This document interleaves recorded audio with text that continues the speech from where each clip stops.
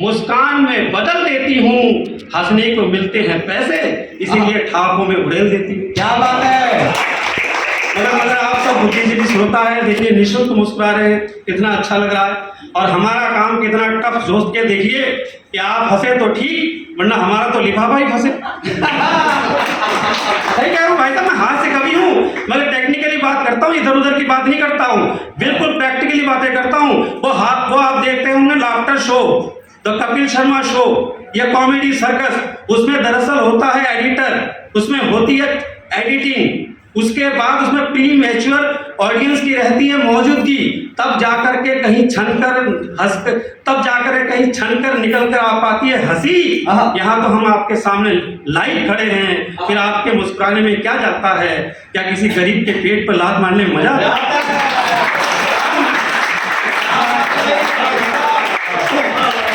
Technically बातें करता हूँ, आज से कभी हूँ, मगर ऐसी वैसी बात नहीं करता हूँ, बिल्कुल पूरी प्रैक्टिकली। अभी हमारे विवेक प्रजापति जी पाकिस्तान को निपटा रहे थे, ओज के बड़े कवि है, बहुत शानदार काव्य पाठ किया है, इसके लिए मैं बधाई देता हूँ।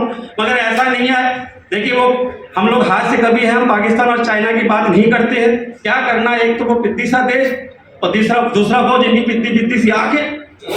लेकिन ऐसा नहीं, हाथ से का कवि देशभक्ति जगा सकता है, मगर हमारे तरीके थोड़े अलग होते हैं साहब। वो 3 देश के लोग बैठ करके बियर पी रहे थे, एक पाकिस्तानी, एक चाइनीज और एक इंडियन। तो एक पैक पीने के बाद हो जाता है आदमी, एक पैक पीने के बाद आदमी उत्साह में आ जाता है, उसके अंदर भी वीरता आ जाती है।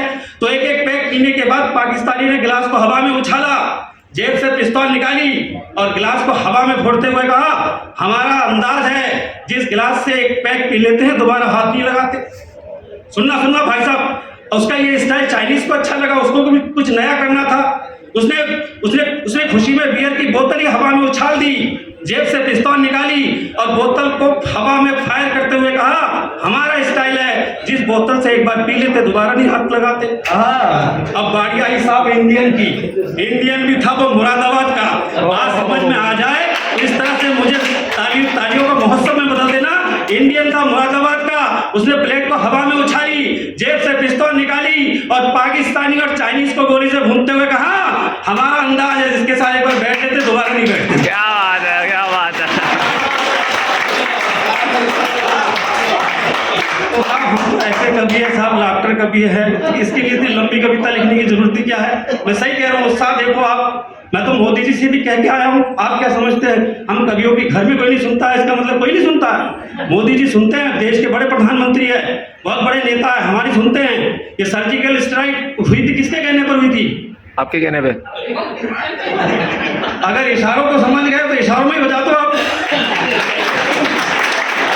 सही कहा हमने मोदी जी से कहा, देखो मोदी जी हमारा तो सिर्फ इतना है कहना, सिर्फ भक्तों के भरोसे में मत रहना, मेरी मानो तो अंत्योदय योजना के साथ, अंत्योदय योजना के अंतर्गत सबको पकड़ा दो एक एक हाथ, अगले दिन ही देखना पूरा का पूरा पाकिस्तानी साहब। क्या बात है।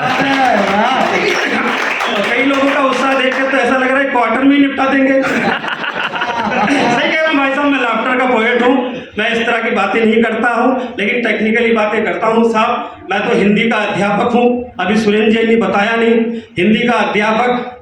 वो एक दिन मैथ के टीचर नहीं आए तो प्रिंसिपल साहब ने हमारी अरेंजमेंट लगा दी, बोले मैथ पढ़ाओ।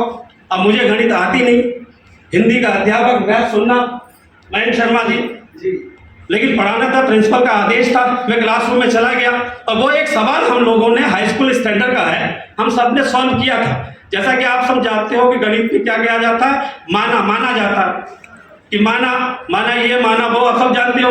एक दिन मैंने क्लासरूम में जाके बच्चों से कहा कि बच्चों माना तुम्हारे एक हाथ में 3 केले हैं, दूसरे हाथ में 3 केले हैं, तो कुल कितने केले हुए? तो बच्चों ने कहा कि कुछ भी नहीं, बिल्कुल नहीं, खाली हाथ।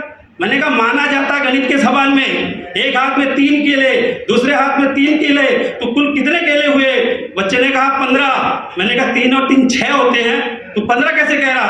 बोले सर जब हमने मान लिया तो आप भी मान लीजिए। तो सही कह रहा हूँ मैं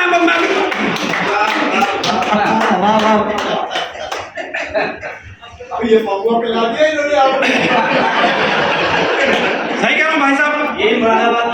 तो वैसे क्लासरूम में था और मैंने जाके ये सवाल दागा कि माना एक रेलगाड़ी 140 किलोमीटर प्रति घंटे की रफ्तार से दौड़ रही है, तो इस वक्त मेरी उम्र कितनी है?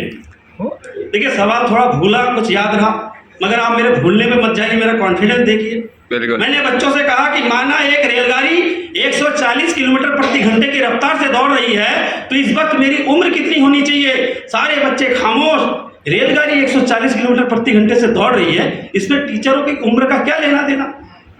अच्छा भाई साहब, मैं आपको सही बताऊं, टीचर वो सक्सेस जो क्लासरूम में सारे बच्चों को शांत करवा दे, और नेता वो सफल जो अपने मोहल्ले के जनता को सवाल पूछने का मौका ही ना दे।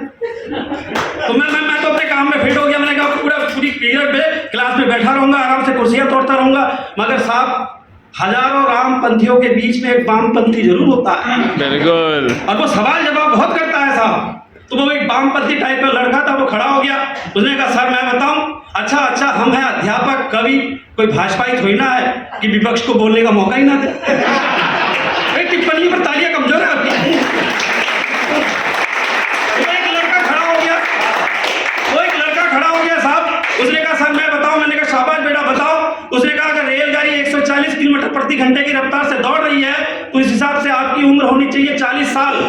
भाई साहब सही कह रहा हूं, मेरी उम्र उस समय 40 साल ही थी। मैंने तुरंत उसको हाथ जोड़ दिया। मैंने कहा बेटा तू ये बता, तूने गणित का कौन सा सूत्र निकाला जो जिससे तूने मेरी ठीक उम्र बता दी? लड़का बोला सूत्र कुछ नहीं, वो हमारे मोहल्ले में एक लड़का रहता है, उसकी उम्र है 20 साल, सब लोग उसे आधा पागल कहते हैं। क्या बात है, क्या बात है, क्या बात है, क्या बात है। नहीं कह रहा हूं भाई, कैसे बच्चे साहब, आजकल के बच्चे पैदा कहाँ हो रहे हैं? तो गूगल से डाउनलोड हो रहे हैं। सही बात है सर। और बच्चे क्या, बाबा भी ऑनलाइन प्रवचन देते हैं। एक बाबा ने ऑनलाइन प्रवचन दिया कि अपने लाइफ में सुख शांति के लिए प्ले स्टोर पर हमारे ऐप को टाइप कीजिए और डाउनलोड होने दीजिए उसे धीरे धीरे, फिर हमारे फेसबुक पेज को लाइक कीजिए और मिलेगा मोक्ष आपको एक ना एक दिन अवश्य ही। पहले हमारे YouTube चैनल को तो सब्सक्राइब कीजिए। क्या बात है। सही कह रहा हूं, मैं तो टेक्निकल कवि हूं, मैं ना हिंदी का कवि ना इंग्लिश का कवि, मैं तो इंग्लिश का कवि हूं साहब। प्यार मोहब्बत की बात मयंक शर्मा जी करेंगे, गीतकार है, हम तो हास्य के कवि हैं। और हास्य का कवि अगर मोहब्बत की बात करें तो क्या हो जाता है कि वैलेंटाइन पर किसी लड़की को देकर उपहार कुछ इस तरह से किया मैंने प्यार का इजहार, ओ मेरी गूगल की खोज, FB पर नित्य बदलती पोज, जब से सर्च किया है मैंने तुम्हारा प्रोफाइल, मेरा दिल वाइब्रेशन में आ गया जैसे कि मोबाइल। मेरा दिल वाइब्रेशन में आ गया जैसे कि मोबाइल। और प्यार के वायरस अचानक, सुनना राजनीति का भी चस्का है इसमें, कि प्यार के वायरस अचानक शिवसेना की तरह बगावत पे उतारू हो गए हैं। तुम अब जितनी बार भी दबा लो नोटा EVM के अकॉर्डिंग, अगले 5 साल तक हम तुम्हारे हो गए। क्या बात है। तो हम मोहब्बत करते हैं साहब इस तरह से, हम तो गीतकार तो है नहीं जो लिखे कि 100 साल पहले मुझे तुमसे प्यार था, आज भी है और कल भी रहेगा। हमारे पास इतनी गारंटी कहाँ है? हम तो किशोर दादा के भक्त हैं जो बहुत पहले कह गए कि पल भर के लिए कोई हमें प्यार कर ले, झूठा ही सही। भाई साहब हमने तो मोहब्बत की नहीं, हमने तो डायरेक्ट शादी की। अब हमें क्या मालूम था साहब कि लव मैरिज में आदमी अपनी ही गर्लफ्रेंड से शादी करता है और अरेंज मैरिज में किसी और की। ये बात सत्य है। सुनना